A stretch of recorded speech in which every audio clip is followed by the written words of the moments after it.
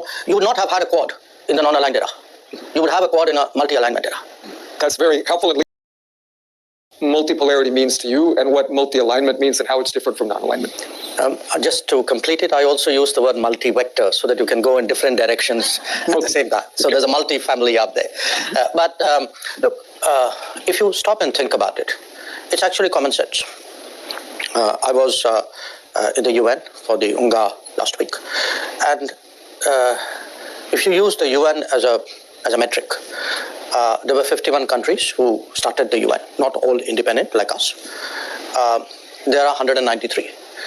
Now, if 140 countries, 150 countries gained independence since the Second World War, and then their economies, because gaining independence really meant that kind of squeeze which the colonial powers were putting on them was no longer there to that extent. Once they started their own production, their own consumption, their own economic growth, then it's only a matter of time before all of this starts to play into a redistribution of where economic activity is in the world. So if you look at, say, the top 20 economies in 1950, and look every 20 years, how that's changing, you can actually see multipolarity beginning to form. I would still say it's emerging. I think there's because if you use GDP as a measure, you get one set of prominent countries. If you use technology as a measure, you get another. If you use military capabilities as a measure, so it's not a single determination that one can make. But there is no question that there's ultimately a smell test.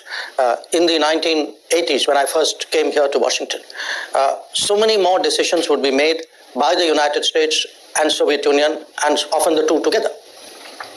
In the 1990s, I'd say late 90s, perhaps, so many more decisions were made by the United States alone.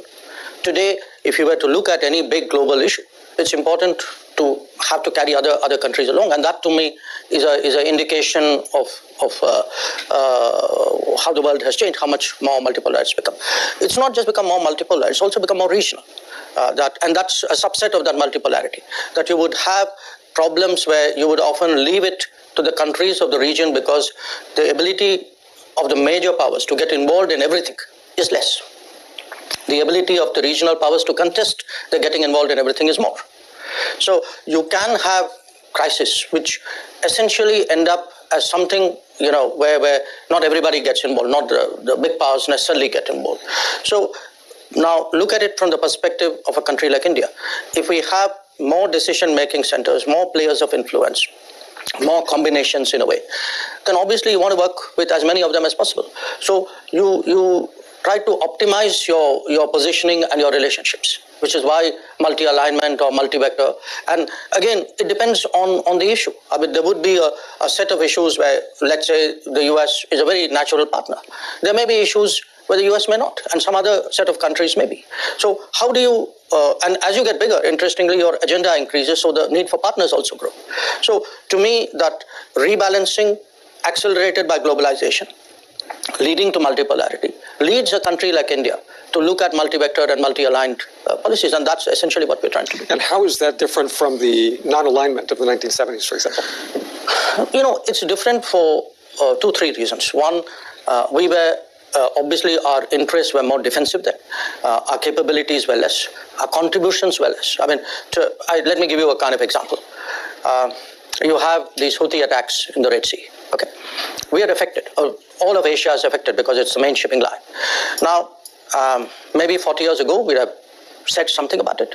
Today, apart from saying something about it, you also send your ships and say, okay, we will make sure that we contribute to an international effort to secure the sea lanes.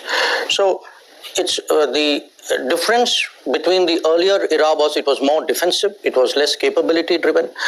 It was also less active in actually pursuing outcomes. So here you have a dog in every fight as you get bigger. So you can't say, I don't like it and I will stay away. You may not like it, but you still got to work on it in some fashion, directly or indirectly.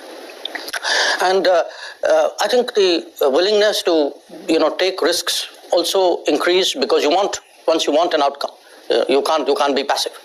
So it's a far more active, capability-driven,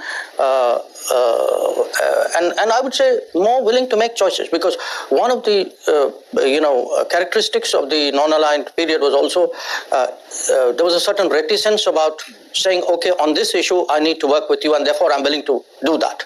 I think that reticence is less. I mean, where our stakes are involved, you would not have had a quad in the non-aligned era. You would have a quad in a multi-alignment era. That's very helpful and